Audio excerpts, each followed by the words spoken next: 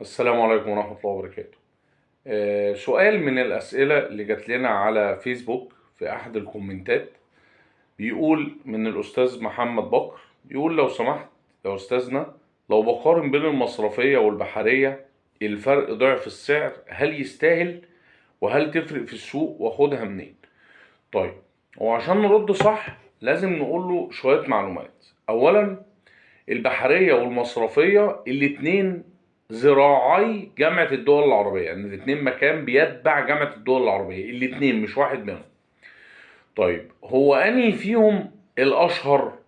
الأشهر هو الأكاديمية البحرية شوية، الأشهر هو الأكاديمية البحرية شوية، بحكم إنها حتى أكاديمية فيها عدد كبير من التخصصات، مش بس بيزنس ادمنستريشن، ولها مجالات ولها أنشطة كبيرة جدا ولها فروع كتير جدا إلخ إلخ إلخ. ولكن الاتنين معتمدين في الدول العربية، والاتنين معتمدين وذراعي لجامعة الدول العربية. ليه الأكاديمية البحرية أشهر؟ لأن دايما الأشهر بيكون أغلى، لأنه أشهر، مش لأن الجودة التعليم عنده مختلف. أنا بتكلم في حدود الام بي اي، ما بتكلمش عن تخصصات تانية، ولا بتكلم عن كلية هندسة، ولا بقى ما بفهمش فيها حاجة، مش بتاعتي يعني. ولكن في الام بي اي زي ما بقول لحضرتك، الرد بقى على سؤالك، الفرق ضعف التكلفه. واضح ان انت فارق معاك التكلفه، واضح ان انت فارق معاك ضعف السعر. نصيحتي، لا ما تاخدش في اللي ضعف السعر، خليك في الاهون. طب انت قد البحريه وضعف السعر مش فارق معاك، خليك في البحريه، هي البحريه اشهر. هو الاثنين هيفرقوا قوي في الشغل؟ لا والله مش هيفرقوا، واللي يقول لك هيفرقوا يعرف انه ما بيعرفش حاجه. الناس لازم تقيمك انت. انا مش عايز اصدمك في معلومات كتير جدا عن الام بي اي، لكن مش كل اللي واخد ام بي اي فانت تعتقد انه مستواه واو والدنيا لا، مش كده خالص. في ناس بتاخد ام بي اي وزي ما دخلتها زي ما خرجت منها.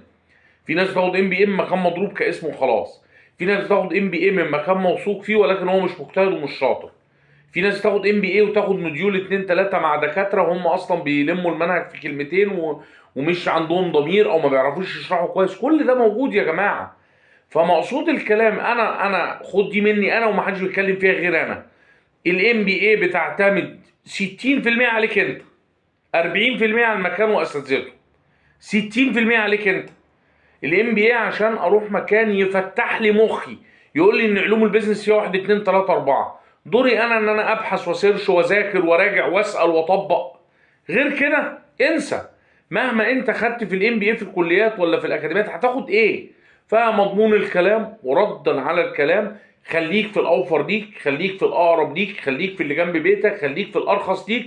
الاتنين اماكن معتمده، الاتنين اماكن كويسه، الاتنين دول بالذات نفس الاعتماد بتاع جامعه الدول العربيه وبتاع المجلس الاعلى للجامعات، وهم زي ما بقول لك هم مكان تابع لجامعه الدول العربيه، والاتنين معتمدين تقريبا في الدول العربيه كلها. فمفيش فرق خالص. اختار المكان الاريح والاوفر والارخص ليك، وبالتوفيق ان شاء الله.